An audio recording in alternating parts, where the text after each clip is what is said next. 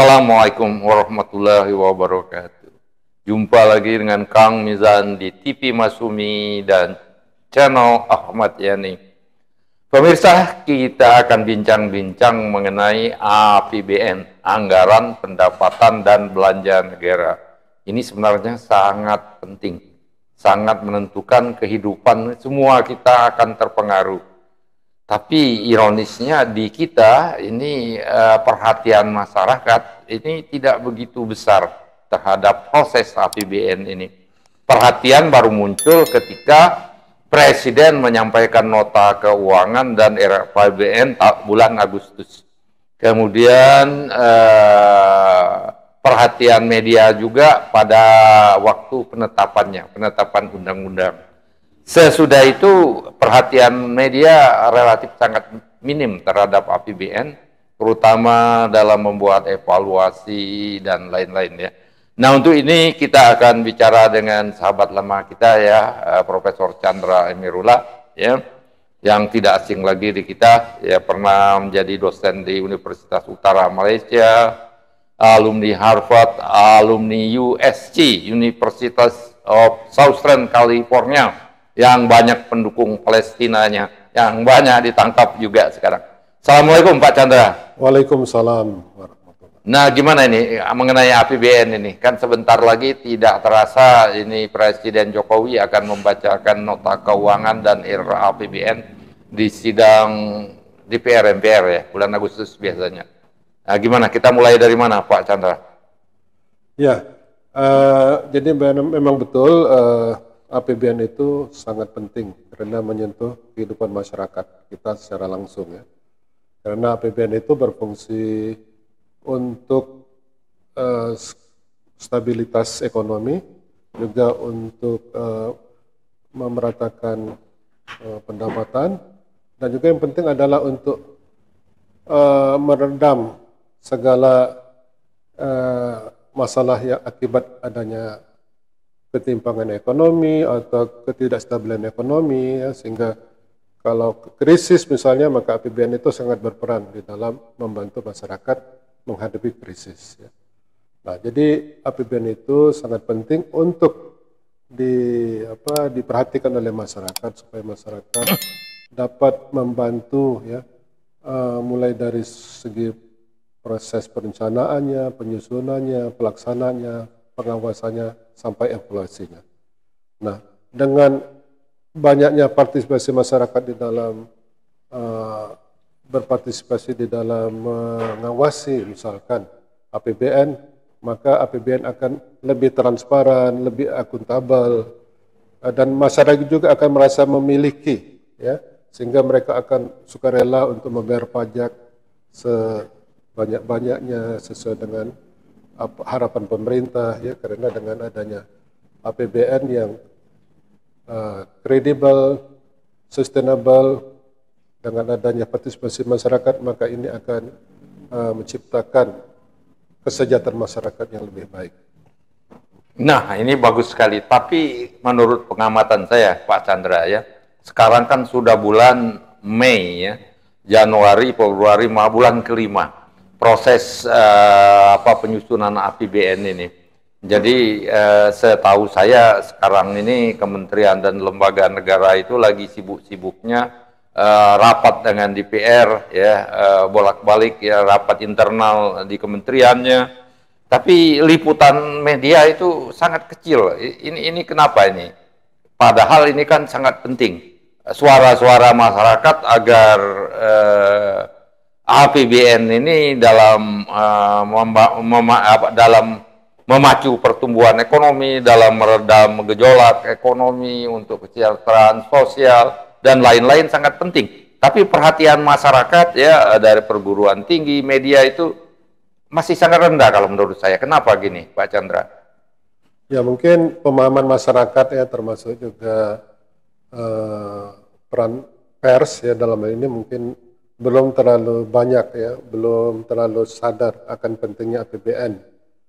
Terutama kita lihat ya, akhir-akhir ini APBN itu sangat menentukan juga di dalam bidang politik, ekonomi ya, dan kesejahteraan masyarakat pada umumnya.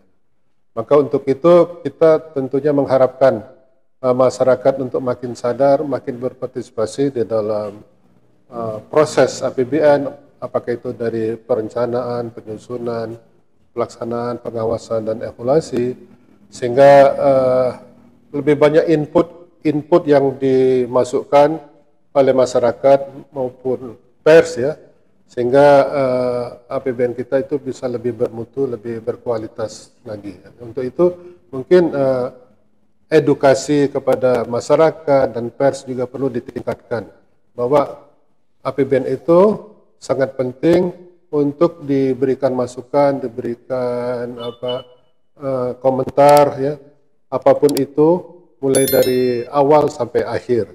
Misalkan kita lihat bahwa sekarang ini adanya dana desa, ya, dana desa yang dialokasikan ke semua desa di Indonesia yang jumlahnya hampir 1 miliar ya, per tahun. Nah itu kan merupakan jumlah yang sangat besar ya. Nah desa itu perlu sekali untuk membelanjakan uang yang 1 miliar itu seefisien dan seefektif mungkin. Nah di sinilah peran masyarakat desa, misalkan ya, mulai dari yang kecil ya, kita mulai dari unit desa dulu, untuk memberikan masukan sebanyak-banyaknya, sebaik-baiknya untuk mengusulkan apa yang akan dilakukan dengan uang yang 1 M ini misalkan. Nah dengan banyaknya masyarakat ini berpartisipasi di dalam menyuarakan kepentingannya di dalam APBD desa misalkan, maka ini akan sangat membantu menciptakan APBD desa yang efisien dan efektif ya, yang bisa mencapai kesejahteraan masyarakat desa tersebut. Karena APBD desa itu seharusnya kan dimusyawarahkan dulu oleh para aparat desa termasuk masyarakat. Nah, dengan adanya musyawarah itu, maka masuklah usulan-usulan dari masyarakat, misalkan apakah ingin memperbaiki jalan, apa memperbaiki pasar, infrastruktur yang lain, atau mendahulukan pendidikan atau kesehatan. Nah, itu merupakan masukan-masukan yang perlu dimusyawarahkan di tingkat desa. Nah, hal ini juga bisa berlanjut ke tingkat kabupaten, provinsi, sampai nasional. Nah, jadi peran masyarakat di dalam hal ini sangat baik ya, sangat menentukan di dalam keefektifan atau keefisienan daripada APBD, sehingga bisa mencapai tujuannya itu mensejahterakan masyarakat. Nah, betul, betul. Tapi yang jadi masalah, saya kan tinggal di desa juga sebenarnya. Ini jendelanya atau jalannya untuk memberikan masukan itu saya nggak melihatnya. Gimana caranya saya menyampaikan apa itu namanya aspirasi saya? Misalnya, menurut aspirasi saya di beberapa wilayah tempat saya itu rawan sekali banjir, dan ini sebenarnya sebabnya sederhana, karena beberapa sungai di situ penuh oleh sampah. Nah, tapi aspirasi saya ini nggak tahu bagaimana saya menyalurkannya, Pak. Ini menyampaikan ke kantor kepala desa sendiri. Rasanya terlalu nggak begitu ini. Nah, gimana caranya kira-kira supaya masyarakat termasuk seperti saya bisa menyampaikan aspirasi untuk menetapkan program-program strategis dari desa yang uangnya 1 miliar per tahun, kira-kira 100 juta per bulan kurang lebih ya. Ini banyak tuh 100 juta per bulan itu. Gimana ini Pak Chandra? Ya, jadi untuk mengusulkan proyek atau kegiatan yang perlu dilaksanakan di desa guna kepentingan masyarakat setempat, itu bisa diusulkan misalnya kan lewat RT misalkan atau RW ya, kemudian disampaikan kepada lurah misalkan, kemudian lewat musyawarah. Jadi kalau ada musyawarah mengenai bagaimana memanfaatkan atau menggunakan dana desa yang merupakan transfer dari pemerintah, nah itu kita hadir untuk menyuarakan suara kita, usulan kita ya. Nah, bisa juga dengan membentuk suatu grup, misalkan fokus grup bersama dengan masyarakat yang lain, anggota masyarakat yang lain untuk mengusulkan ya apa yang ingin kita usulkan, misalkan mengatasi banjir tadi misalkan. Nah, dengan membentuk grup masyarakat mungkin lebih diperhatikan ya oleh oleh lurah dan sebagainya. Iya, oke. Tapi kelihatannya mekanisme ini perlu diperbaiki itu. Selama saya tinggal di sini ya di desa ini tidak pernah ada undangan dari RT RW, dan pernah juga saya jadi ketua RW, tidak pernah ada tawaran dari kepala desanya untuk menyampaikan aspirasinya, menyampaikan aspirasi warganya apa prioritasnya. Dan juga kalaupun ada, gimana aspirasi ini ditindaklanjutin oleh desa, kemudian sampai kecamatan, sampai ke kabupaten ya. Ini gelap ya pelaksananya gimana, saya kira penting sekali untuk diperbaiki sehingga uang yang 1 miliar ini tidak terbuang cuma-cuma ya, tidak lebih bermanfaat. Nah, sekarang dalam aspek nasional Pak Chandra, APBN ini kan kalau menurut almarhum Profesor Wijoyo Niti Sastro ya, ini ayahnya Pak Prabowo, itu kurang lebih kebocorannya itu 30-40% ya. Mungkin bukan Wijoyo Niti Sastro. Bukan, ini Sumitro Joyo Hadikusuma. Ya, Sumitro bukan ya. Wijoyo kepala Bappenas ya. Ya, Pak Sumitro ya, itu almarhum itu. Kemudian sekarang diyakinin ya kebocoran APBN itu banyak. Dan kalau saya sendiri ya memperlihatkan beberapa kasus kebocoran APBN itu di atas 30%. Nah, ini banyak sekali. Ini gimana Pak Chandra mengatasi kebocoran APBN ini kira-kira? Nah, itulah jadi peran daripada masyarakat di dalam mengawasi APBN itu sangat penting ya. Jadi misalkan masyarakat bisa melaporkan kalau ada indikasi penyimpangan di dalam suatu proyek atau suatu kegiatan ya, dengan melaporkan kepada pihak-pihak yang terkait misalnya. Nah, jadi dengan banyaknya masyarakat yang melaporkan kalau ada sesuatu yang mungkin dianggap sebagai penyimpangan atau tidak keefisienan atau kebocoran, maka aparat-aparat atau petugas yang melaksanakan proyek tersebut atau kegiatan tersebut mungkin akan lebih berhati-hati sehingga bisa menekan kebocoran-kebocoran tadi. Oh gitu ya, betul Pak. Masalahnya ya lagi-lagi itu melapornya ini kemana? Kita nggak lihat jendelanya.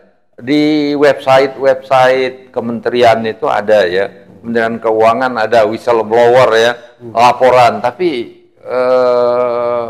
tindak lanjutnya itu sukar ya. Dan apalagi saya nggak begitu tahu. Mungkin banyak masyarakat tahu ya penyimpangan-penyimpangan itu. Tapi kita tidak pernah dapat informasi. Misalnya dalam tahun kemarin berapa banyak yang memberikan laporan, tindakannya bagaimana, nggak ada informasi itu. Ini yang perlu diperbaiki saya kira Pak Chandra. Jadi untuk melakukan pengawasan terhadap kebocoran APBN, kita mengharapkan banyak sekali masyarakat yang mengawasi. Nah, masyarakat mengawasinya ini kalau dibuka jendelanya memberikan laporan, dan laporan ini dipublikasi, menurut saya dipublikasi dan diperlihatkan tindak lanjut dari laporan masyarakat ini. Ya, jadi memang penting laporan masyarakat itu dipublikasikan sehingga ada transparansi ya di dalam penggunaan anggaran, apakah efisien atau efektif. Nah, salah satu sarana untuk mempublikasikan atau mengumumkan ya, hasil daripada evaluasi atau monitoring masyarakat ini adalah dengan mencantumkannya di dalam website dari masing-masing kementerian atau lembaga atau pemerintah daerah yang bersangkutan. Jadi dengan adanya laporan masyarakat itu, maka bisa kita ketahui apakah suatu proyek ini berjalan baik atau tidak ya. Kalau misalkan banyak laporan tentang suatu proyek atau kegiatan, berarti proyek itu perlu diperhatikan, perlu dievaluasi oleh pelaksana atau lembaga yang melaksanakan proyek tersebut. Oh, oke, oke. Nah, kalau kita bicara secara umum, ya banyak yang berpendapat semakin besar pengeluaran pemerintah, semakin besar pertumbuhan ekonomi, semakin sejahtera masyarakat. Gimana itu, Pak Chandra? Ya, jadi semakin besar APBN itu bisa meningkatkan ke peran pemerintah di dalam membangun ekonomi melalui infrastruktur misalkan, atau melalui pemberdayaan masyarakat dengan memberikan bantuan-bantuan, ya, subsidi dan sebagainya. Jadi memang untuk meningkatkan pertumbuhan ekonomi harus membangun infrastruktur, harus membangun kesehatan masyarakat, membangun pendidikan masyarakat dan sebagainya.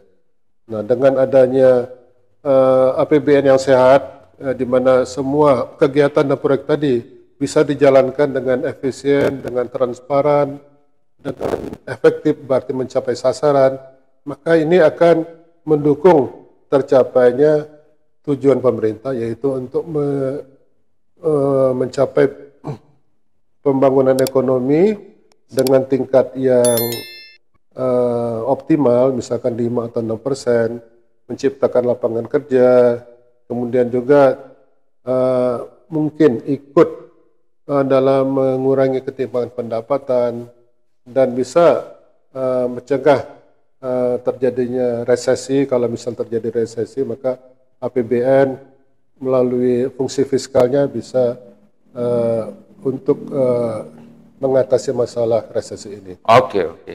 Nah, ini kita dengar ada pendapat Pak Luhut Binsar Panjaitan yang untuk pemerintahan yang akan datang jangan ada anggota kabinet itu menjadi toksik. Ya, toksik ini racun. Kira-kira dalam kaitannya dengan APBN ini gimana? Kalau kebetulan nasihat Pak Luhut ini lolos ya, orang yang toksik itu masuk dalam kabinet. Dalam kaitannya dengan APBN ini gimana, Pak Chandra? Ada anggota kabinet yang menurut Pak Luhut itu toksik. Toksik itu beracun ya, beracun. Dan apa kira-kira ada keterkaitannya dengan APBN ini? Ya, saya kira maksud Pak Luhut bahwa jangan memasukkan anggota kabinet yang toksik itu artinya memberi saran kepada presiden yang akan datang, yaitu Pak Prabowo, untuk betul-betul memperhatikan kualitas daripada menteri yang akan masuk ke kabinet yang akan datang, terutama dari segi integritas, kapabilitas, dan sebagainya. Nah, kalau toksik berarti dia tidak akan mendukung presiden di dalam mencapai visi dan misinya. Nah, jadi di sini perlunya presiden untuk melihat tadi dari segi kapabilitas, integritas, dan apakah memang betul-betul loyal terhadap presiden di dalam mendukung programnya, ya. Nah, di dalam kaitannya dengan APBN, maka menteri yang mendapatkan alokasi anggaran di dalam kementerian atau lembaganya, maka dia perlu untuk memanfaatkan alokasi anggaran itu dengan sebaik-baiknya, dengan seefisien mungkin, seefektivitas mungkin, sehingga bisa menyumbang tercapainya visi dan misi kementerian atau lembaga yang dipimpinnya, maupun unit yang dipimpin masing-masing pimpinannya di lembaga tersebut. Nah, kalau hal ini bisa dilaksanakan, maka ini akan menyumbang tercapainya program pemerintah yang akan dipimpin oleh presiden yang akan datang. Iya. Kalau kita lihat kan ada 34 kementerian, ya, kemungkinan lebih. Di antara kementerian ini, kementerian mana kira-kira yang paling penting sehingga tidak ada menteri yang toksik, yang sangat strategis, yang sangat berbahaya? Ya, kalau kita lihat dari segi alokasi anggaran, maka yang menguasai atau mendapatkan anggaran yang paling besar adalah Kementerian Pendidikan ya, dan Kebudayaan, sebesar 20% ya. Iya. Nah, itu dari segi jumlah alokasi anggaran. Iya. Maka di sini diperlukan betul-betul seorang menteri yang betul-betul mempunyai kemampuan untuk mencerdaskan masyarakat atau anak bangsa ya melalui alokasi anggaran yang besar itu sebesar 20% dari APBN. Jangan sampai terjadi kebocoran atau ketidakefisienan ya di dalam menggunakan alokasi anggaran sangat besar itu. Nah, jadi di sini Presiden harus betul-betul memilih siapa figur yang sangat tepat untuk menjadi Menteri Pendidikan. Begitu juga dengan kementerian lainnya mesti, misalkan Kementerian Pertahanan, Kementerian PU misalkan, dan kementerian-kementerian lainnya. Iya, iya. Kementerian Pendidikan ini sangat penting kalau menurut saya ya. Dengan alokasi 20% dari APBN harus masuk anggaran pendidikan. Tapi masalahnya uangnya terus bertambah ya, dialokasikan untuk Kementerian Pendidikan, tapi pendidikan kita masih tertinggal terus ya. Ya, dari banyak indikator, dari ranking perguruan tinggi, dari indikator skor visa kita dan lain-lain. Daya nalar siswa kita sangat rendah. Nah, yang ini kita perlu tarik perhatiannya, serukan perhatian kepada Prabowo untuk sangat mengutamakan pendidikan. Pendidikan kita ini jauh tertinggal, ya. Dengan Malaysia aja tertinggal jauh, apalagi dengan Singapura. Tertinggalnya kita ini bukan karena nggak ada uang, uangnya berlebihan, ya masuk, tapi uang yang berlebihan ke pendidikan kita nggak maju-maju, ya. Nah betul sekali Pak Chandra ya, pendidikan ini sangat penting dan sejauh ini ya sudah 25 tahun reformasi, 32 tahun Orde Baru, pendidikan kita makin tertinggal. Nah ini kita perlu mengetuk hati, menarik perhatian berbagai pihak supaya pendidikan ini sangat penting, jangan sangat tertinggal ya. Siswa kita membaca saja nggak ngerti ya, apalagi yang lain-lain. Padahal uang yang digelontorkan kepada sektor pendidikan ini sangat banyak, berlebihan. Setiap tahunnya nambah besar, tapi siswa kita nggak pintar-pintar. Bahkan ada pendapat, makin sekolah, makin bodoh orang di Indonesia ini. Ada pendapat dari lembaga pendidikan internasional, sesudah sekolah 12 tahun, siswa Indonesia itu bukan makin pintar, tapi makin bodoh. Nah ini itu, padahal uang yang digelontorkan ke sektor pendidikan ini makin banyak. Ini secara umum Pak ya, ya nilai bukan seluruh orang Indonesia bodoh. Mungkin menurut saya nilai mediannya itu, nilai median atau nilai tengahnya. Enggak seluruh orang Indonesia bodoh, walaupun pendidikannya membuat orang bodoh. Nah, kira-kira gitu Pak Chandra. Ya, jadi memang pendidikan sangat penting ya, karena pendidikan itu merupakan modal utama bagi kemajuan suatu bangsa. Jadi kalau murid-murid kita ketinggalan dibanding dengan negara-negara lain, maka negara juga akan ketinggalan. Negara kita akan ketinggalan dibandingkan negara lain yang lebih cepat, misalnya kan mengadopsi teknologi yang baru, misalkan mengadopsi sistem-sistem yang baru yang sangat bermanfaat untuk kemajuan ekonomi dan kesejahteraan masyarakat. Nah untuk itu ya kembali ke tema kita sebelumnya, yaitu bagaimana masyarakat bisa berpartisipasi di dalam APBN, mungkin lewat memberikan masukan kepada Menteri Pendidikan, siapapun itu masyarakat, apakah itu dari kalangan guru-guru, dosen, ke kalangan pendidik lainnya, atau masyarakat yang lain ya, yang merasakan adanya kelemahan di dalam sistem pendidikan kita.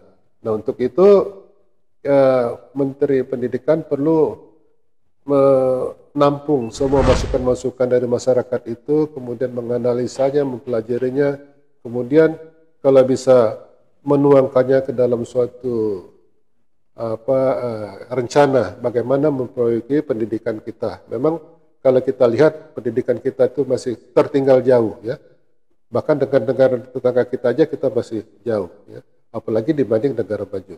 Untuk itu kita berharap supaya presiden yang akan dilantik nanti akan memilih figur Menteri Pendidikan yang betul-betul sangat tepat ya untuk memimpin di dalam membina pendidikan kita untuk 5 tahun ke depan. Ya, saya kira memang himbauan kita kepada pemerintah membuka jendela untuk partisipasi publik yang bermakna. Ya. Jendela ini kalau menurut pengamatan saya belum dibuka. Ya. Masyarakat belum tahu kemana mau memberikan ya, masukannya, gimana masukannya itu ditindaklanjuti, kemudian apakah ya itu tadi ya, suara-suara masyarakat didengar. Ini sangat penting sekali, yang antara lain dilihat dari segi pendidikan ya, dari lembaga pendidikan kita, uang yang digelontorkan ke pendidikan makin tahun makin banyak, tapi siswa kita bukan tambah pintar, malah makin bodoh ya. Nah, yang ini perlu diperhatikan oleh pemerintah supaya membuka jendela agar masyarakat itu bisa berpartisipasi dalam rangkaian berbagai kebijakan, terutama APBN. APBN ini menyangkut uang yang sangat besar, ya 3.000 triliun, dan menyangkut utang negara yang sangat besar, menyangkut sumber-sumber negara yang langka lainnya, yang kalau tidak diawasi oleh masyarakat banyak, ini rawan dimanipulasi. Ya, saya kira begitu pemirsa. Semoga bermanfaat dan kita akan bincang-bincang lagi mengenai APBN, keuangan negara, dan lain-lain. Wabillahi taufik wal hidayah. Wassalamualaikum warahmatullahi wabarakatuh. Waalaikumsalam.